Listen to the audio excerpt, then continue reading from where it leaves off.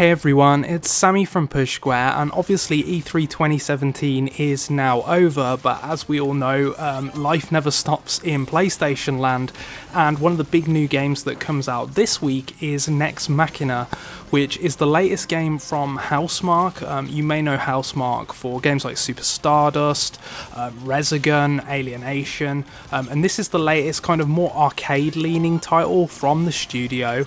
I would say that this is more in a similar vein to Resogun, though obviously it's a very different type of game.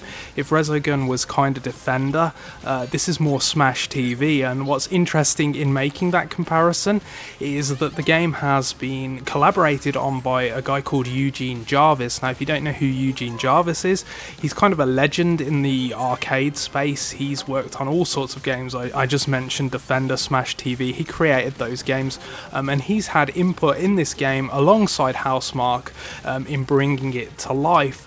So before I get into a review, and this is kind of an off-the-cuff review because obviously we're straight out of E3, I haven't had time to script anything or do anything more polished for you today. I do apologise for that, but I'm just going to give some impressions on the game. But do like the video if you enjoy what you see, if you're going to pick up Nex Machina this week, and remember to subscribe to the channel if you haven't already. So as you can see from the gameplay that's taking place, this is from the first level in the first sort of world in the game. There are 6 worlds, I think, and they're split into 15 levels with a boss fight.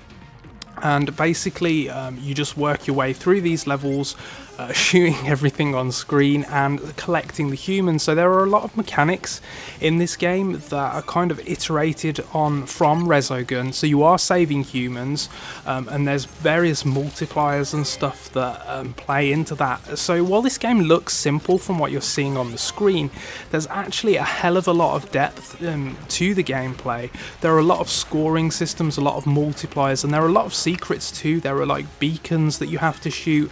There are hidden humans. There are even secret levels and alternate paths you can take through the worlds. And so while you can beat sort of the campaign, if you like, on standard easy difficulty within about an hour, I'd say, you're barely scratching the surface within that hour. There's so much more to kind of explore and see, and if you want to top the leaderboards, you're going to have to put a lot of time in learning all the nuances of the gameplay, learning all sort of the secrets and all of the how all of the multipliers work and what the best way to approach each individual stage actually is. And one of the cool things that the game does is, if you look at the leaderboards, you can sort of go on the top player in the world and click on it, and you can watch that person's playthrough, and so you'll learn a lot about the game just by watching back replays and seeing how your friends approach levels, seeing how the best players in the world approach levels.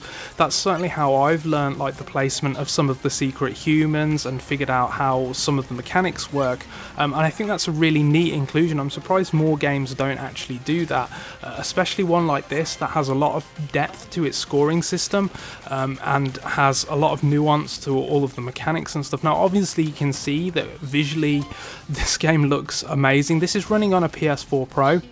My understanding is that the PS4 Pro doesn't really change the core gameplay or the systems or anything like that much. It's 60 frames per second on a standard PS4. It's 60 frames per second on the PS4 Pro as well, but the PS4 Pro increases the resolution. I don't think it's native 4K, but I think it's pretty close. And if you're obviously playing on a 1080p TV, you get a clean 1080p image. I think it's 900p on a standard PS4, but it's going to look great on both. And it runs, like I say, the most important thing is that it's 60 frames per second, and that is really important because controller response is key in this game. You can see how fast and fluid it is, and it really does feel very tight. Any mistakes that I make in this playthrough, and this isn't my best playthrough, it's typical that when I get out the capture card I start dying a lot. I was blitzing through these levels last night, but yeah, once I got out the capture card, it's sod's law that I start losing a lot of lives. But no, the controller response is great, and if you are dying, if you are making mistakes, that's usually because you're messing up, you know, your coordination isn't spot on, which is the hallmark of a great arcade game. You can see here here there's lots of little touches, like at the end of the level when you switch to the next area. If you dash at the right moment, you'll get a points bonus, and there's lots of little stuff like that that's going to require absolute perfection for the people that want to get the absolute top scores on the leaderboards. I muck up a few of those transitions between the levels, so therefore I would actually be squandering my bonus points. So you can see how like it demands absolute perfection if you want to be the best at it, but it's still really fun to learn and to play through the levels and to try and get all of the humans, or as many as you can. There is local co-op. There's no online co-op, but there is local co-op for people who are playing on the same PS4, so if you want to get your friend involved, you can do that as well. And there's another mode called Arena Mode, which is basically, it takes the levels from the campaign and it mixes things up. So it might introduce like a time limit, for example, or it might increase the speed of the enemies. And in order to, you play these, you beat them, you unlock currency and you unlock medals. And these can then be spent on unlocking more challenges in the game. But they can also be spent on kind of unlocking cosmetics for your character.